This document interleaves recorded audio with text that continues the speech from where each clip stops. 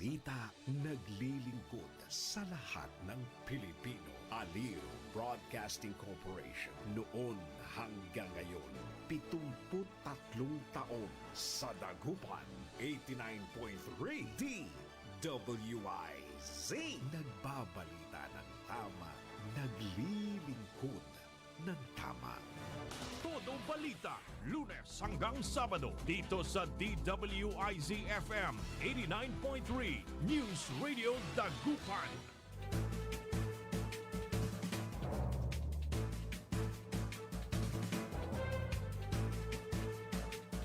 Good morning mga kaibigan. Naimbag na bigat kanyayo amin na po.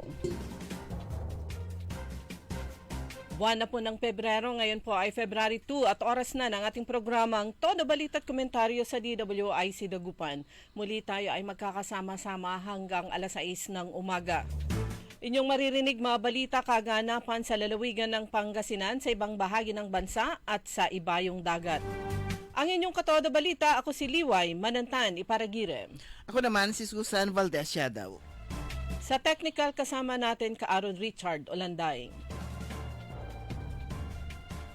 Sa ulo ng mga balita sa Balitang Nasyonal.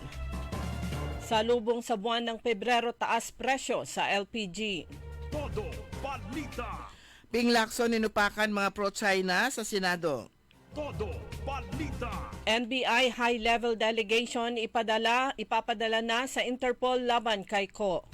Todo balita. Wala akong malubhang sakit o seryosong sakit ayon kay PBBM.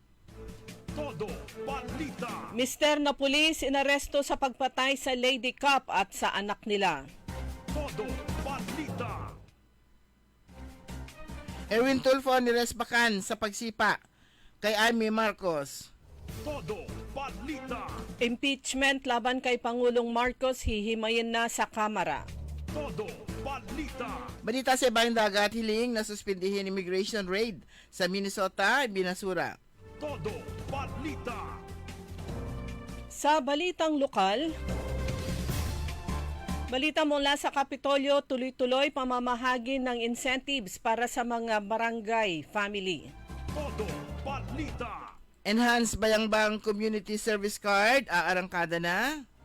Todo balita. Sa balitang pampalakasan, sa PBA's SMB, kampiyon ulit. Todo balita. At ngayon sa detalye ng ating mga balita.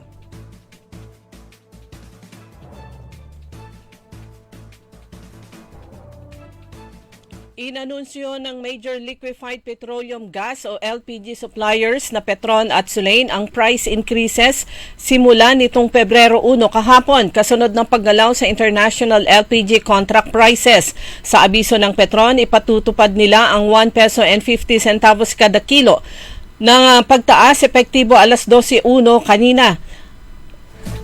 Samantala sa hiwalay na abiso, inanunsyo naman ng Sulain ang 1 peso and 55 centavos kada kilo na pagtaas para sa kanilang LPG product simula alas 6 ng umaga.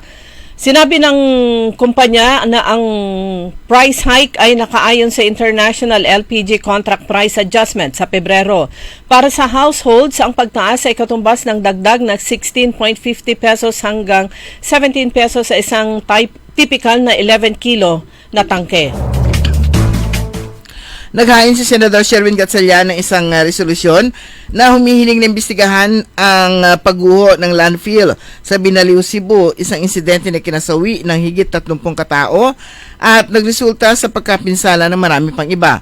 Sa ilalim ng proposed Senate Resolution number 277, sinabi ni Gatchalian na ang mga nangyari sa likod ng pagguho ng landfill noong January 8 ay nagbubunsod ng maraming katanungan, kabilang ang mga pamantayan sa disenyo ng landfill, operasyon nito, pagsunod sa umiiral ng mga regulasyon at kung sapat o hindi ang mga mekanismo ng pagbabantay ng pamahalaan o pamatiyakang kaligtasan ng publiko. Layo ng Senate Resolution na matukoy ang mga sanhi ng pagguho, masuri ang pagsunod sa environmental engineering at safety standards.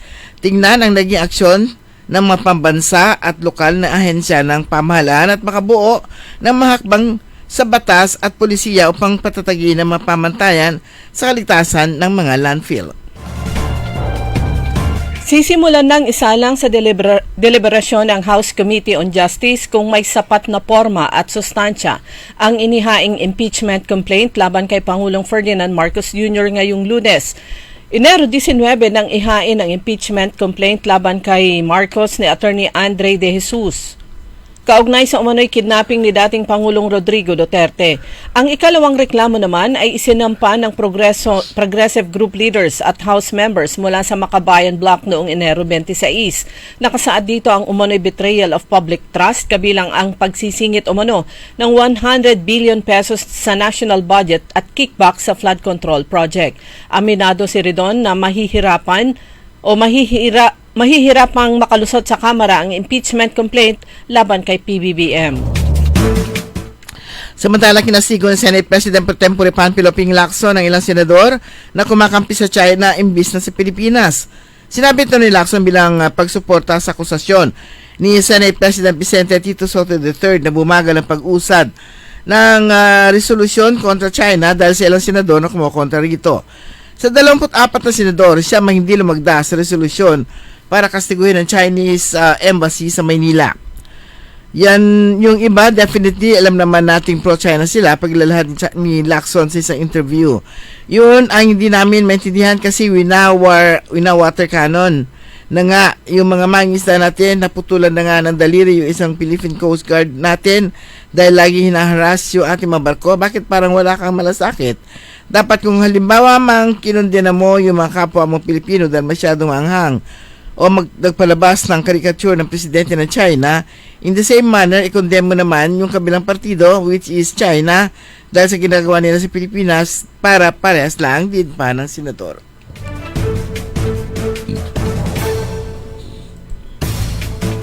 Inaresto ng mga tauhan ng Quezon City Police District si Police Senior Master Sergeant John Molianido matapos itong ituro ng ahente ng sasakyan na pumatay kay Police PSMS Diane Marie Molido at sa anak na si John Ismael.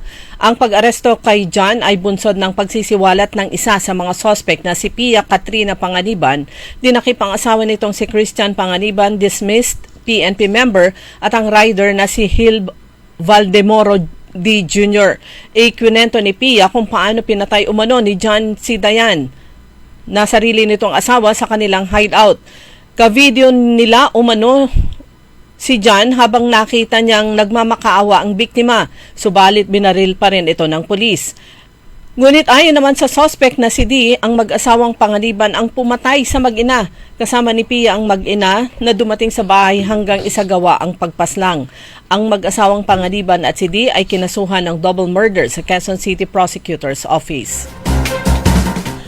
Wala umanong sakit si Pangulong Ferdinand Bongbong Marcos Jr. matapos magkaroon ng diverticulitis noong nakalipas na linggo. Sa kanyang vlog, ibinalita ng Pangulo ng magandang assessment ng kanyang mga doktor sa kondisyon ng kanyang kalusugan at nakaka-recover nito. Sinabi ng Presidente na lumalakas siya ulit matapos pumayat dahil sabaw lamang aniya ang binigay sa kanya ng ilang araw.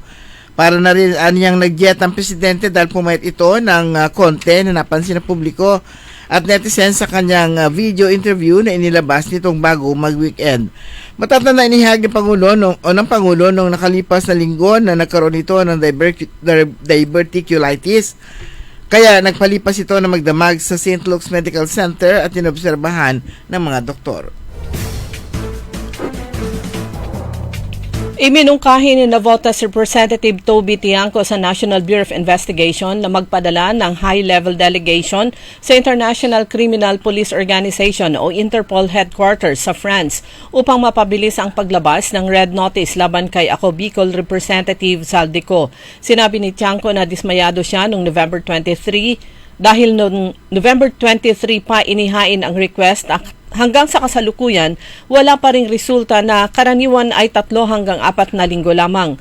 Noong Enero 29 nang ihain sa Korte Suprema ang petisyon ni Ko na pinanumpaan niya sa presensya ng Notary Public sa Sweden. Sinabi naman ni DILG Secretary John Vic Rimulya na nasa Portugal si Ko at i-issuehan ng red flag ang foreign passport nito upang pigilan siya sa border control. Nanawagan din siya sa mga otoridad na gawin ang lahat ng paraan gaya ng direct engagement kung wala pa ring nangyayari. Muli magbubukas ang Bureau of Customs ng public auction para sa 8 nasamsam na luxury cars na mga kontrobersya na kontraktor na sina Curly at Sara Discaya sa darating na Pebrero 11. Ayon sa BOQ o BOC, pinagsusubasta ang masasakyan sa Situation Room, Ground Floor o Com Building, Port Area, Manila, dakong alas 10 ng umaga. Kabilang sa may pasusubasta ang Lincoln Navigator 2024, GMC Yukon Denali 2022, Cadillac Escalade 2021, Maserati Levante Modena 2022, GMC Yukon XL Denali 2022, Cadillac Escalade ESP 2022, Rolls-Royce Cullinan 2023 at Bentley Bentayga 2022. Suportado ni Las Piñas Representative Mark Anthony Santos ang pagpapatupad ng one-strike policy ni DPWH Secretary Vince Dizon laban sa mga tiwaling kawani ng ahensya, partikular sa mga district engineer na umano'y sangkot sa mga irregularidad. Noong nakaraang Biyernes, inalis at sinuspende ni Dizon ang 3 tauhan ng DPWH 2nd Engineering District sa Pampanga dahil sa umano'y paghingi ng kickbacks o komisyon mula sa mga kontraktor ng proyekto. Kinilala ng kalihim ang mga ito na sina Ranilo Magtoto, Chief of Maintenance, at sina Arnold Domingo at Jefferson Ginto na kapwa nakatalaga sa construction section ng distrito. Ayon kay Dizon, mahalaga ang one-strike policy upang matiyak na maayos ang pagkakagawa ng mga proyektong pang-infrastruktura lalo na't may mga pangamba na ang ilang flood control projects ay maaring napakinabangan ng mga tiwaling politiko, opisyal ng gobyerno at ng kontraktor. Sa ating balita sa Ibayan Dagat, tinanggihan ng isang federal judge sa US noong Sabado ang kahilingan ng Minnesota na pansamantalang ihinto ang patuloy na immigration raid sa estado na nauwi sa pagkamatay ng 2 US citizen at nagdulot ng malawakang protesta dito. Ayon kay Judge Catherine Menendez, hindi sapat na ebidensya para ipataw agad ang injunction bagamat hindi pa nito hinatulan ang kabuang legal na kaso ng estado kung labag sa batas ang operasyon. Sa wala na kaso, inutos ni Judge Fred Bieri agarang pagpapalaya sa 5 taong gulang na si Liam Conejo Ramos at sa kanyang ama na kapwa naghahangad ng asylum matapos siyang dakpin sa Minneapolis at ikinulong sa Texas. Binanggit ni Bieri ang paglabag sa due process at 4th Amendment bilang batayan ng desisyon. Ang Metro Surge na ipinatutupad na administrasyong Trump ay nagdulot ng tensyon sa Minnesota, partikular sa Minneapolis na isang sanctuary city matapos ang pagkamatay ni Rennie Good at Alex Preti. Dumako naman tayo sa mga balitang lokal. Balita mula sa Kapitolyo. Sa pangunguna ni Governor Ramon Gico III, ipinamahagi ng pamahalaang palalawigan ang yearly social amelioration incentives sa higit 2,400 ng barangay nutrition scholars, barangay population workers at barangay health workers mula sa unang distrito bilang pagkilala sa kanilang sipag at mahalagang serbisyo sa komunidad. Kasabay nito ay sinagawa ang pagrehistro ng mga benepisyaryo sa PhilHealth Yakap Program bilang bahagi ng layunin ng pamahalaang palalawigan na mapalawak ang saklaw na serbisyong pangkalusugan at aabot ang target sa 2 milyong Pangasinense. Samantala, pinangunahan ni Governor Ramon Gico III kasama ang mga regional officials ng Department of Agriculture, LGU Bulinaw at mga stakeholders ng groundbreaking ng Pangasinan Bangus Breeding and Hatchery Project sa Provincial Agriculture Bulinaw Field Station, Barangay Arnedo, Bulinaw, Pangasinan. Ang Pangasinan Bangus Breeding and hatchery sa ilalim ng Philippine Rural Development Project Scale Up ang kauna-unahang proyekto sa bansa, isang scientifically based project sa pagpaparami at pagpapalago ng supply ng similya ng bangus. Layunin ay patatayong proyekto na makapag-produce ng mahigit 100,000 na bangus fry o 100 million bangus fry na ibabahagi sa mga kooperatiba ng mga mangingisda at kanilang mga asosasyon. Ang 60% production, 30% sa mga bangus nursery operators at 10% para sa mga mangingisdang posibleng naapektuhan o maapektuhan ng kalamidad. Makikinabang dito ang 17 bayan ng lalawigan, kabilang Bulinaw, Anda, Agno, Bani, Alamino City, Infanta, Dasol, Sual, Labrador, Bugalyon, Lingayen, Bimali, Dagupan City, Mangaldan, San Fabian, Calasiao at San Carlos City. Gaganapin ngayong araw ang second toothbrushing marathon sa bayan ng Bayambang. Kanya naman inaanyayahan ng lokal na pamahalaan sa pangunguna ng Municipal Health Office, katuwang ang Philippine Dental Association, ang kanilang mga kababayan para sa nasabing second toothbrushing marathon. Ito ay gaganapin mamaya, mag-uumpisa alas 7 ng umaga sa Municipal Public Plaza. Magsasama-sama ang mga bata, kabataan, magulang at mga lolo't lola upang ipakita na ang simpleng pagsisipilyo ay isang makapangyarihang hakbang tungo sa malusog na pangangatawan at mas maliwanag na kinabukasan. Bilang bahagi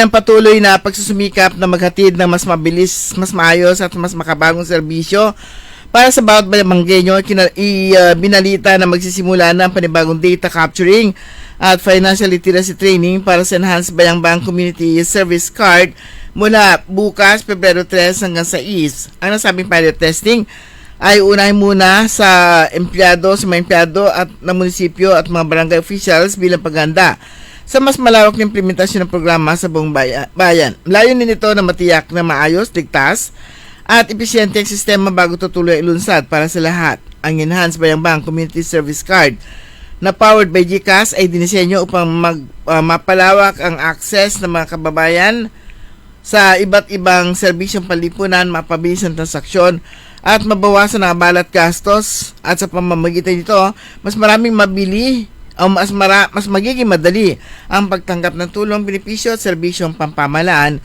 lalo na para sa mga manggagawa at kawani ng pamahalaan. Tumanggap ang pamahalaang palalawigan ng Pangasinan sa pamumuno ni Governor Ramon G. III ng aabot sa 30 million pesos na iba't ibang school kits tulad ng bag, tumbler, footwears at uniforms mula sa Melco Resorts Foundation Philippines Corporation. Ang Melco Resort Foundation ay nakatuon sa mga programang pang-edukasyon, kabataan, kalikasan, kalusugan at pagsuporta sa mga lokal na komunidad. Bilang suporta sa edukasyon ng mga kabataang Pangasinense, ang mga natanggap ng mga school kits ay ipagkakaloob sa Dungon Elementary School sa bayan ng Sison, sa Pita Elementary School sa Infanta, Mapita Elementary School sa Aguilar at Saragosa Elementary School sa Bulinaw. Samantala, mga micro, small and medium enterprises sa Pangasinan na napekto na nagdaang bagyo ay nakakuha ng mas mabilis na access sa rehabilitation financing dahil nagsagawa ang DTI, katuwang ang Small Business Corporation, ng Enterprise Rehabilitation Financing Loan Application Roadshow noong January 29 sa Dagupan City National High School. Ang isang araw on-site loan application facilitation ay naglalayong tulungan ng mga MSME na nag-ooperate sa mga lugar na idineklara sa ilalim ng state of calamity sa pamamagitan ng pagpapabilis ng access sa rehabilitation loan, pagtulong sa kanila na may balik ang mga operasyon at makabangon mula sa mga pagkalugi na naugnay sa kalamidad. Sinabi ni Dita Ilocos Officer in Charge, Assistant Regional Director Natalia Dalaton, ng ERF program ay isang pangunahing intervention ng gobyerno na dinisenyo pantulungan ng mga MSME na muli itayo at mapanatili ang kanilang mga negosyo kasunod ng natural na kalamidad. Dumako naman tayo sa mga balitang pampalakasan. Hindi na binigyan ng nagdidepensang San Miguel ng pagkakataon ang TNT Tropang 5G na makahirat ng Game 7 sa kanilang Championship Series. Nilasing ng Beermen ang Tropang 5G sa score na 92 kontra 77 sa kanilang Game 6 para pagharian ng Season 50 PBA Philippine Cup kahapon sa MOA Arena sa Pasay City. Humakot si 9-time PBA MVP Junmar Fajardo ng 29 points at 23 rebounds habang may 19, 15 at 13 markers sina CJ Perez, Rodney Brondial at Marcio Lassiter ayon sa pagkakasunod. Isinara ng San Miguel sa 4-2 ang kanilang best of 7 titular showdown ng TNT para sa kanilang ika-12 korona sa Philippine Cup. Samantala sa tennis naman, tututok si Alex Ciala sa kampanya nito sa WTA 500 Abu Dhabi Open sa United Arab Emirates, kung saan makakasagupan nito ang isang pamilyar na player sa opening round. Haharapin ni Ciala ang kanyang unang laban si Zepni Zonmez ng Turkey, na naging kapartner nito sa doubles sa ilang ITF tournaments. Sumanyang kabuhan natin, Huska, sa ating Todo Balita at Komentaryo. Kami po niyang matagapagbalita ko po, si Susan Valdez daw. Ako naman si Liway Manantan, Iparagire. Ang oras, alas 5:25 ng umaga. Hoy mga suki, hanap nyo ba ay mga murang bilihin, malinis at sariwang pagkain sa pang-araw-araw at handaan tuwing may okasyon? May suggestion kami sa iyo. Tayo na sa Macador Market, na kung saan inyong mabibili ang mga mura, sariwa, malinis at ligtas na bilihin tulad ng karne ng baboy at baka, manok, isda, gulay at iba-ibang sangkap sa pagkain. Matatagpuan din sa Macador Market ang dry goods, groceries, eateries at fruit section. Kaya ano pang hinihintay nyo? Gawing bongga ang handa mo everyday with Macador Market.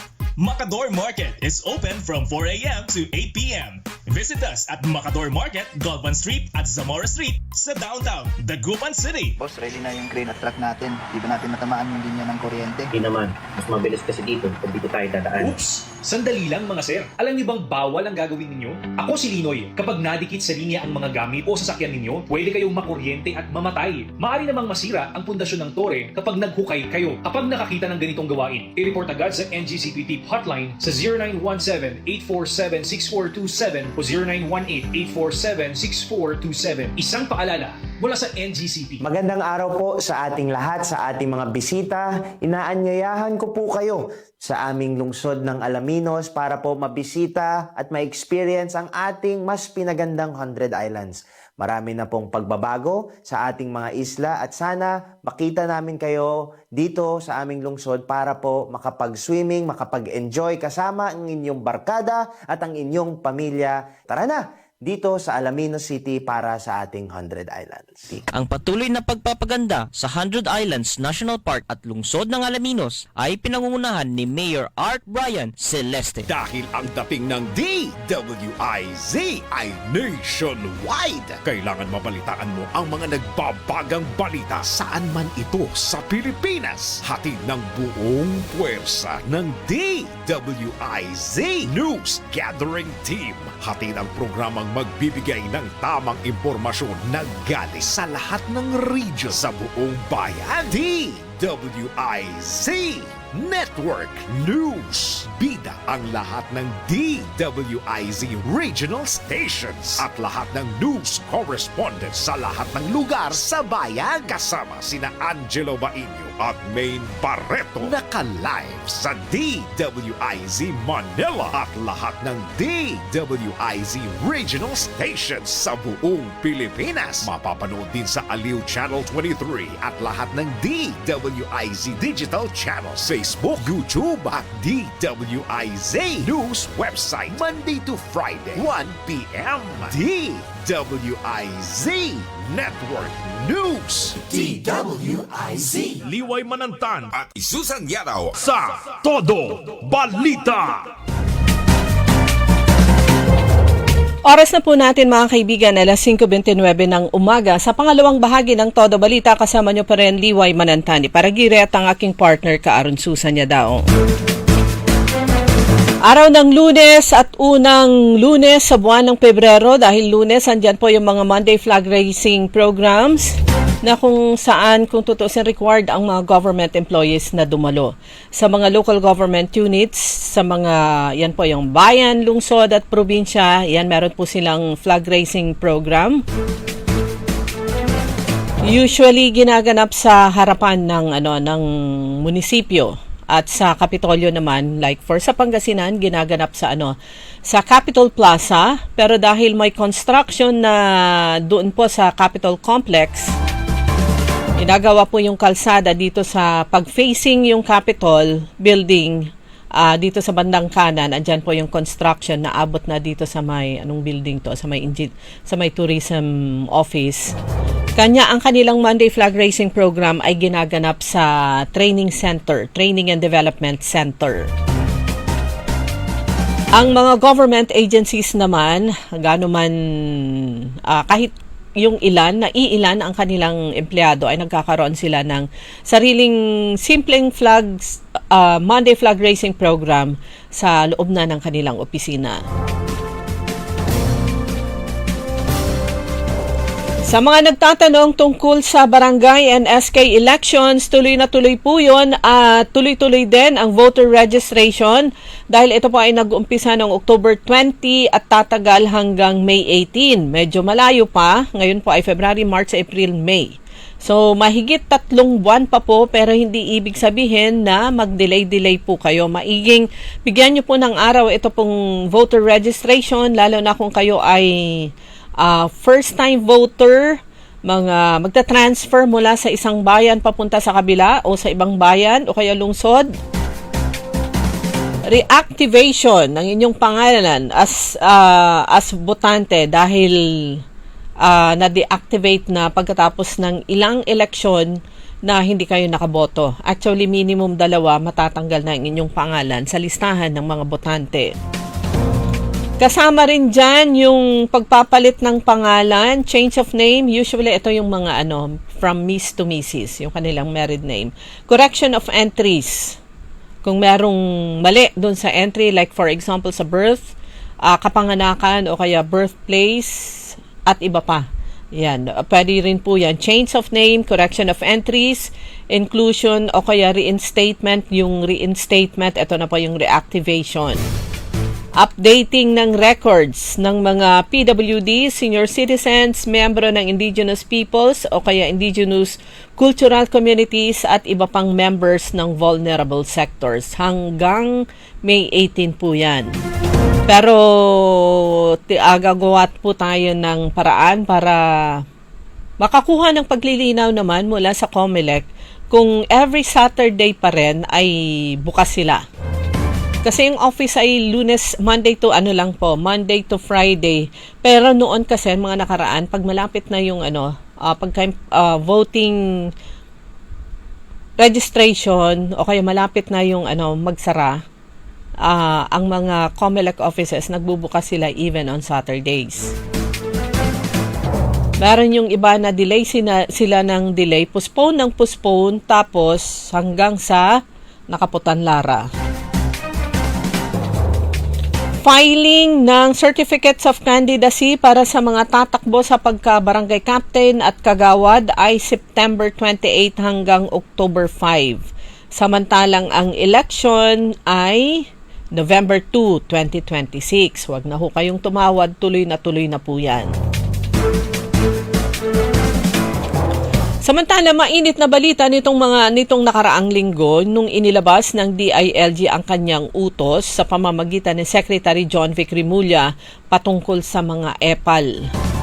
Meron tayong nakitang balita dito, news items sa online ng Philippine Star. Ayon sa DILG, baklasin pangalan mukha ng mga opisyal sa government projects. Sa kamalas-malasan naman, ang nagamit nilang picture na, medyo blur nila ng konti, pero mamumukhaan mo naman yung kung sino yung tao na nakalagay doon. Tapos hagip yung kanyang pangalan doon sa tarpaulin. Tapos nakalagay dito, renovation and expansion of Mayor's Office, Comfort Room and Kitchen, Phase 2. Kamalas-malasan naman, ito po ay national news, pero ang nagamit nilang nakuha nila mula sa kanilang file photos ay picture mula naman sa picture ng isang kababayan nating mayor dito sa lalawigan ng Pangasinan. So yung balita po mga kaibigan, iniutos nga ni DILG Secretary John Vic Rimulya sa lahat ng local government units sa buong bansa agarang pagtanggal sa pangalan, larawan at iba pang pagkakakilanlan ng mga opisyalis ng gobyerno sa mga government projects na pinunduhan ng pamahalaan. Yan po ay nakalagay sa DILG Memorandum Circular number 2026-006 na inaatasan lahat ng provincial, city, municipal at barangay officials, gayon din sa mga tanggapan ng DILD national, regional at saka field level. Walang sinumang public official, sabi po dito, ang maglalagay ng kanyang pangalan, mukha, logo, slogan, initials, color scheme o anumang simbolo sa project signage, markers, tarpaulins o alinmang government-funded materials. Yan po yung nakalagay sa DILG Memorandum Circular number 2026-006. Sabi pa ni Secretary Rimulya, government programs are not personal billboards. These are funded by taxpayers and must reflect public service, not political credit grabbing. O, yan, maliwanag ha. At dagdag pa nito, batay sa 2026 General Appropriations Act, ipinagbabawal nito ang paglalagay ng pangalan ng mga opisyalis ng gobyerno at maging ng kanilang larawan sa mga government-funded projects. So, tignan po natin, antabayanan po natin kung paano ang magiging aksyon ng DILG ng mga local DILG sa nasabing utos ng Secretary. At yan ay hindi basta utos dahil meron pong memorandum circular.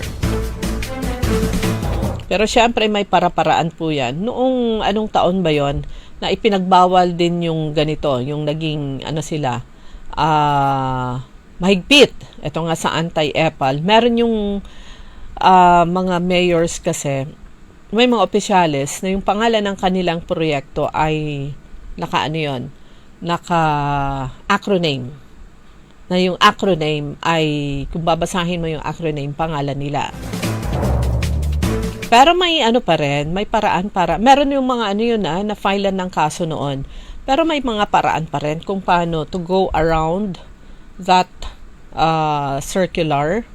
O hindi nila, yung iba kasi buong pangalan ng programa, pero naka-highlight yung mga first letters na pag pinagdikit-dikit mo yon, either nickname, o apelido, o first name ng opisyal.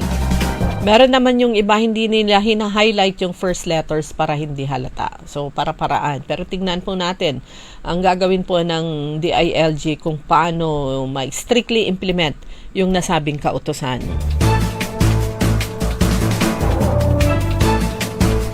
Happy Fiesta pa rin sa mga taga-bayan ng Binmalay. Meron ako nakitang, eto na yung tinatanong ni Ka-Aron Susan nung nakaraan, yung schedule kung kailan merong pagsasara ng bahagi ng kakalsadahan dyan sa bayan ng Binmalay. Ayan, nawawala ulit. Hanapin ko lang. Kasi bukas yun bukas yung nasabing schedule, kaya maapektuhan yung mga papuntang Lingayen. At good morning kay Sir Jeric James Pasilyao. How are you? Ayan, miss ka namin. Kasama natin sa trabaho noon. Pero ngayon ay nasa na siya. Nasa government office. Anong office ka na, Jeric? Pero habang hinahanap ko yung tungkol naman sa advisory ng lokal na pamahalaan ng Binmalay tungkol sa road closure bukas, dun lang sa kanilang poblasyon area. Doon naman doon sa taas sa Baguio City ay nagbukas na yung Panagbanga 2027. Yan po yung kanilang flower festival, nagbukas po kahapon. At meron po tayong nakitang post dito, parang isang vlogger, pero yung tanong, bakit nila nilagyan ng cover ang overpass? Meron kasi yung overpass na magko-connect from, hindi ko memorize yung mga kakalsadahan.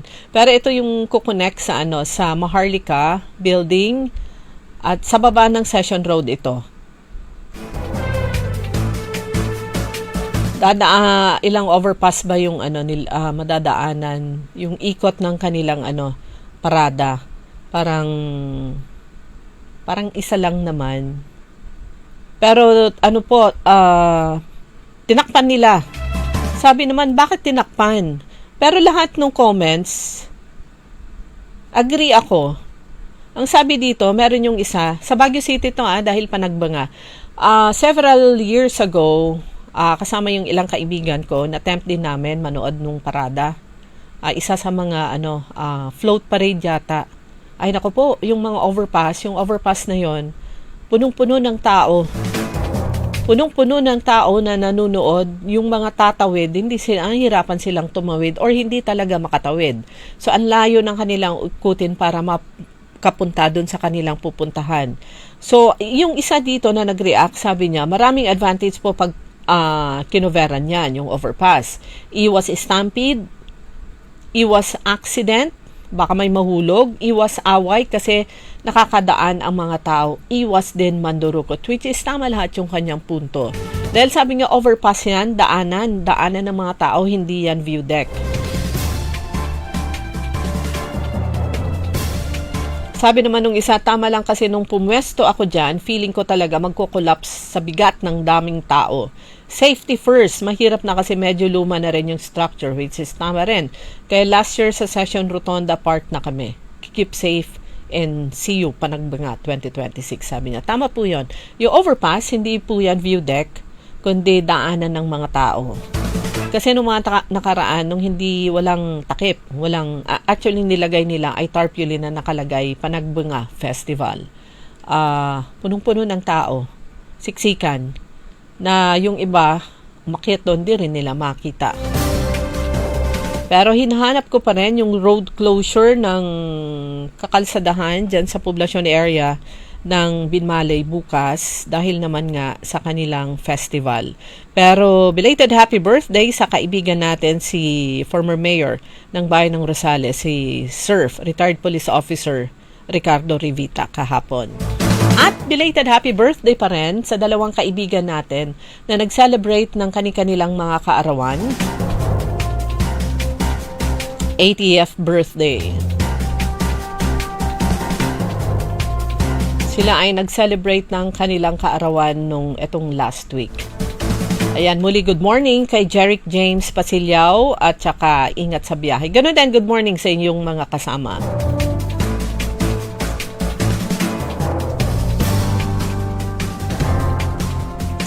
Dahil Lunes mga kaibigan, may regular session ang Sangguniang Palalawigan. Ang presiding officer walang iba kundi si Vice Governor Mark D. Guzman Lambino.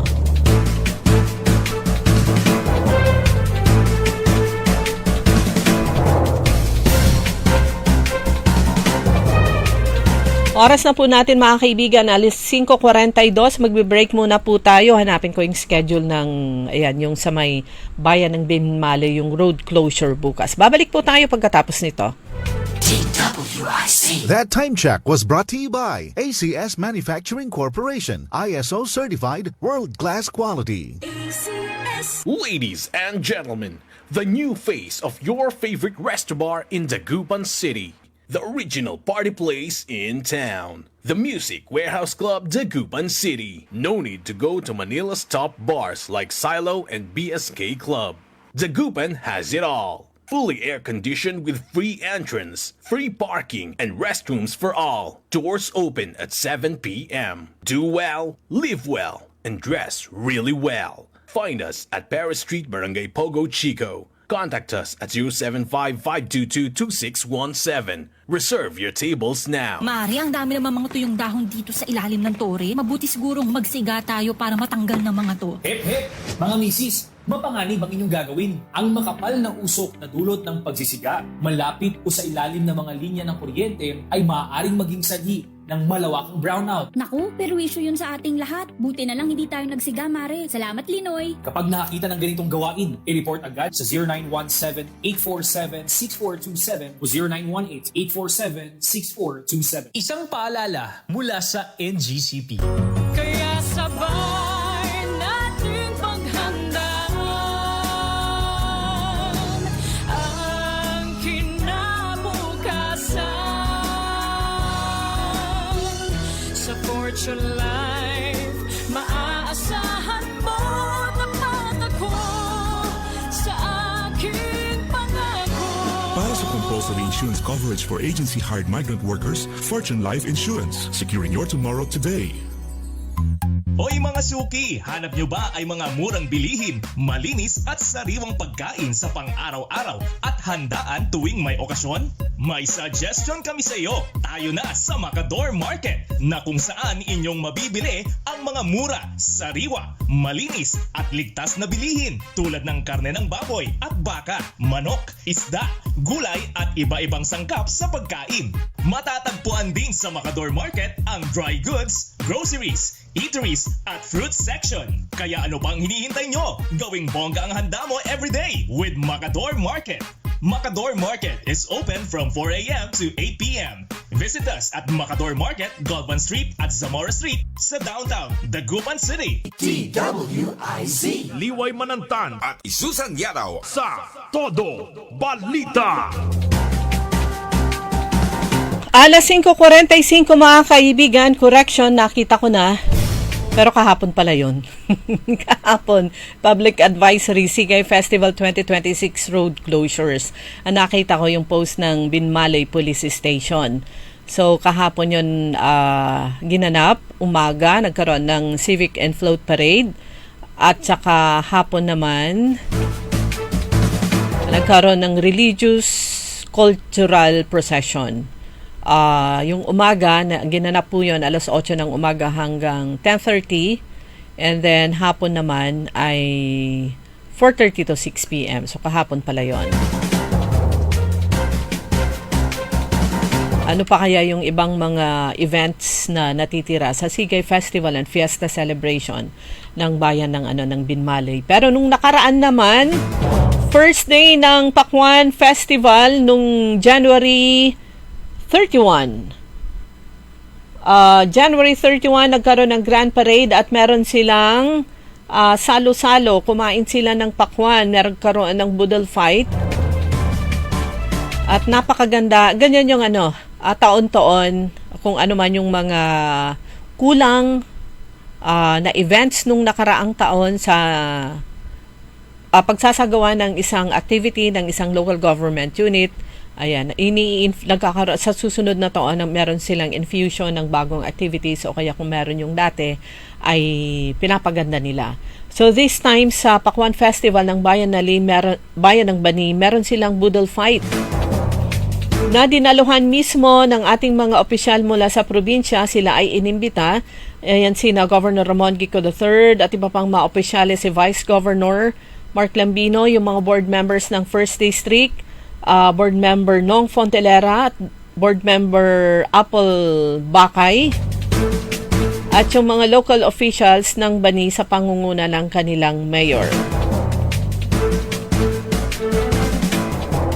Si Mayor Palafox. At yung kanilang budol fight, syempre meron ilang mga tables na pag budol fight may may kanin, may ulam, ilang ulam, tapos malalaking slices ng sanja. Ang tumay sanja, pareho ba sa Pangasinan? Sanja mo lamang. Ilocano kasi sanja Pakwan pa rin. Pag Ilocano, sanja. So meron silang malalaking slices ng sanja o kaya pakwan, yun yung kanilang dessert.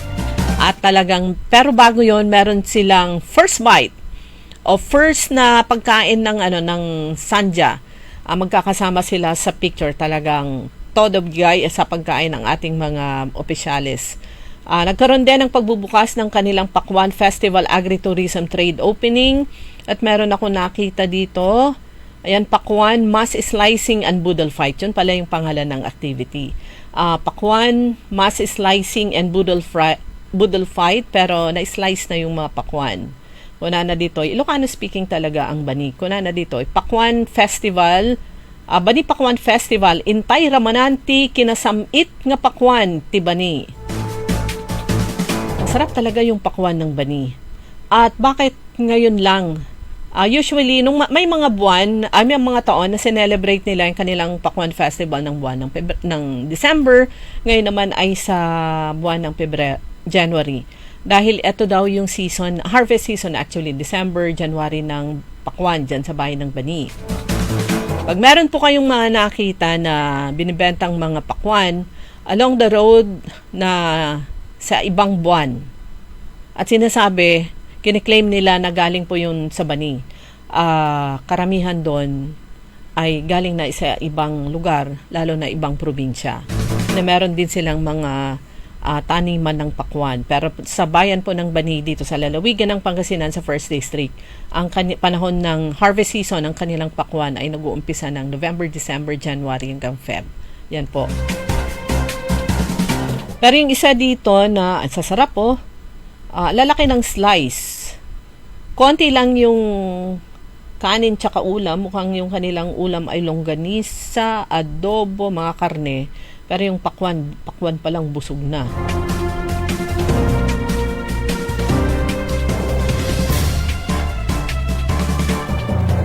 Meron yung isa yung competition. Ayan, mula naman sa post ito ng DepEd tayo, Bani National High School.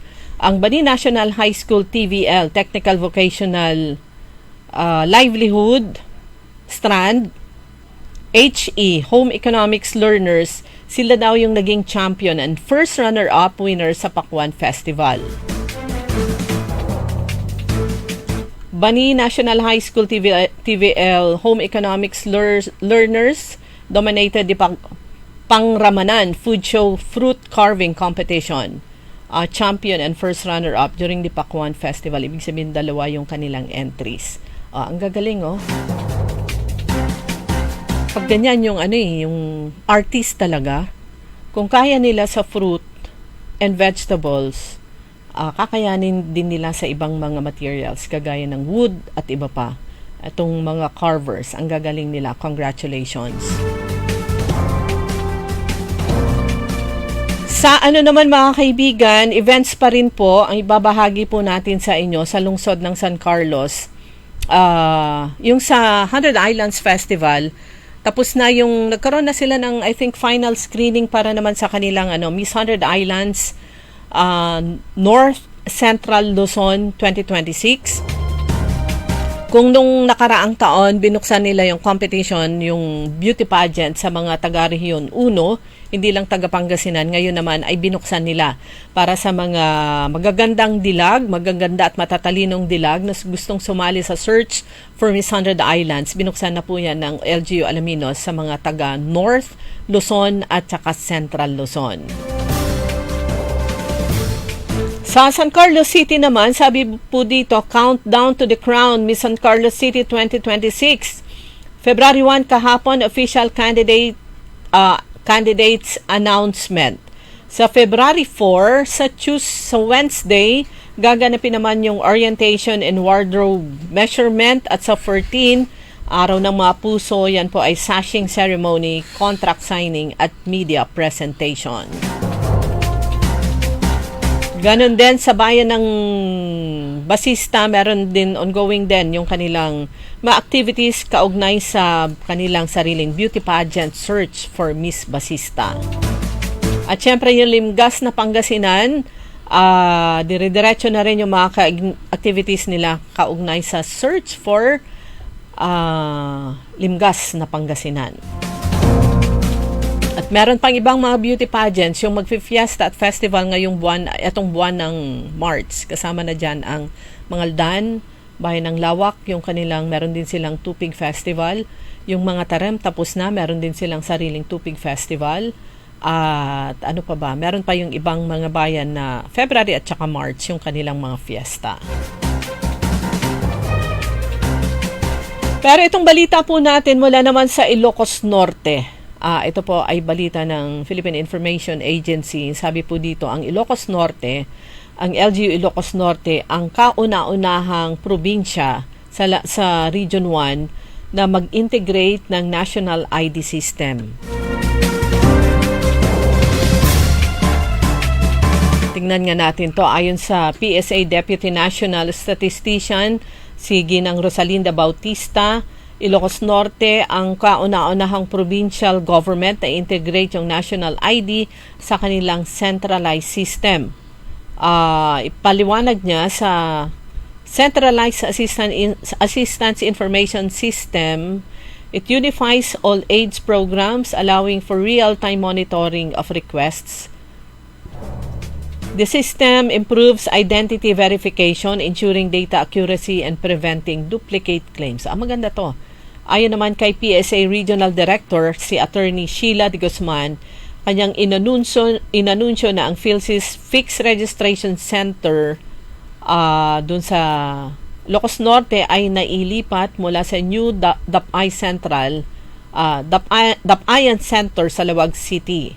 However, the civil registration outlet ay nandun sa San Nicolas. Magkatabi lang tong bayan na to, Lawag at saka pagtawid mo dun sa tulay o yung tulay ay yung bayan before nung tulay papuntang Lawag City, yan po yung San Nicolas.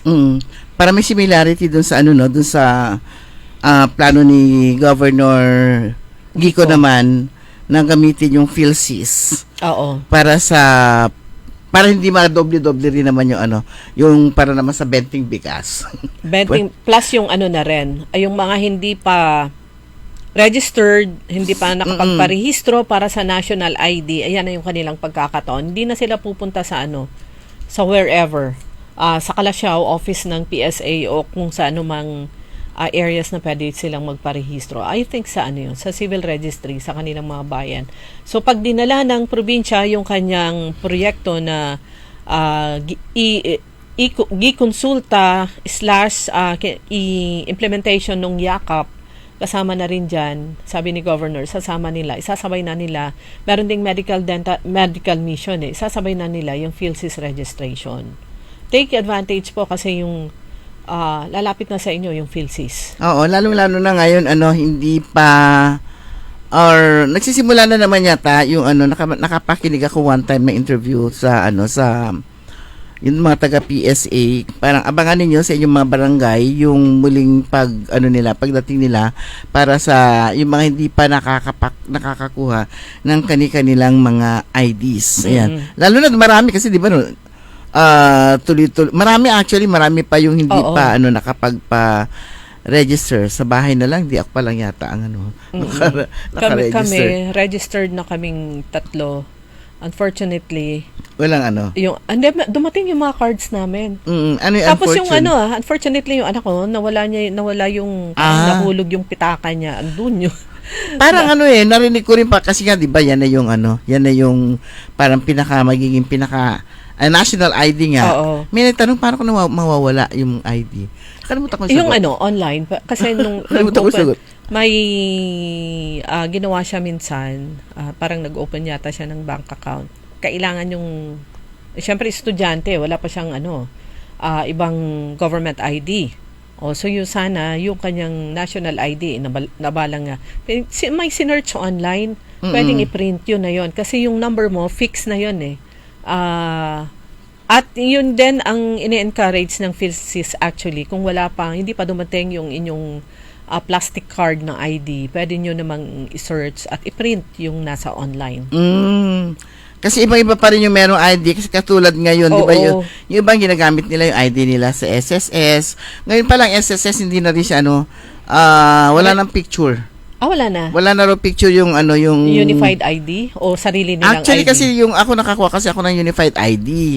So, parang agdagabay man sila beda may dati. Pero kasi ngayon yung Unified, mayroong kasamang ibang government agency. Kaya nga, pero yung gusto raw nila, yung solo lang ng SSS. Pero yung dili ko nga, yung ngayon, parang wala na yung Unified. At saka, wala nang picture. Parang ganon. PhilHealth may picture dati ang PhilHealth walang picture nakakuha ko ngayon. So may picture na pala ang PhilHealth. Oo. So, yun mga kaibigan, kung hindi pa dumadating ang inyong plastic card na ID, ayan, i-print nyo na lang po yung inyong kukuha online. Kung hindi nyo alam, kagaya ko, magpaturo na lang po. Okay, ngayon po ay Pebrero 2, binabati natin ang happy birthday si Lolay Celeste, ang asawa happy birthday Ninang. Asawa ni Mayor John Celeste na ngayon nasa sila sa bayan ng Agno. Binabati rin natin good morning si Engineer Nelson Rosario at saka si Mrs. Veluz Rosario at saka ang Abulencia and Frias couple. Yan, congratulations sa kanilang araw-araw naman yata yung kanilang house blessing. Marami silang bahay. Hindi araw-araw yung araw-araw lang yata sila naghahanda, sabi ni Araw-araw Engineer. yung kanilang pag-host. Oo, sabi ni Engineer Nelson, parang nakita daw niya sa post noong isang araw merong pari. Tapos noong isang araw na naman daw meron yung parang may, sa picture lang, meron may kandila. Tapos ngayon na naman, may piyayang mapabless ko, no? Hindi lang nila alam kung saan daw, uubusin yung kanilang pera. Good morning din kay Kuya Benji Tan at kay Ate Mel at saka kay Khalil, and happy birthday. Ayan, sabi niya, sa daughter ni Kuya Benji, kanilang anak na si Kimberly Tan. Yan. Advance happy birthday kay Khalil. So si Khalil lang magbe-birthday sa next week. At kay Zachary. Pebrero yung natin, yung kalendaryo. Tuesday, yan, sa February 10. At saka kay Zachary. Sabay sila? Pero sa nasa abroad na. Sis Grace Castro. Sis Grace Matro, good morning. Natok pa talaga ako. At saka si Nanay Dading, good morning. At Madam Rose Manique, good morning. Good morning, Madam Rose. Yeah, sorry lang. Public apology na to, ha. Sorry lang. Hindi ko na alam kung anong abog ko, eh. Hindi ko alam talaga kung anong abog ko. Ayan. Good morning din kay Ernesto Mosada Jr. at si Cora Kinot Kuya Mar dyan sa Barangay Tabang. Ganon din kay Rome Antinorio ng Bugalyon. Mamata and Tropa. Yan. Magandang umaga sa inyo lahat. And congratulations sa bagong charter na Inner Wheel Club dito sa District 379, ang Inner Wheel Club of Central Downtown Dagupan. And congratulations sa bagong station manager ng DWIZ, si Liway Manantan Iparagiri. Yan. Araw-araw may pansit tayo. Di ba, Richard? Parang bahay lang na araw-araw may blessing. Sarap ang tawa niya. Makaibigan, wala na po tayo sa na oras at tabayanan po ninyo. Susunod agad, early in the morning, makasama po ninyo si Karen Orly Navarro. Programang Todo Balita at Komentaryo. Kami po niya nakasama sa technical side. Si Richard Ulanday. Ako po si Liway Manantan Iparagire. Ako naman si Susan Valdez Siadaw. Magandang umaga po sa inyo lahat. Sumainyo ang Todo Balita, Lunes hanggang Sabado dito sa DWIZ-FM 89.3 News Radio Dagupan. Nagbabalik.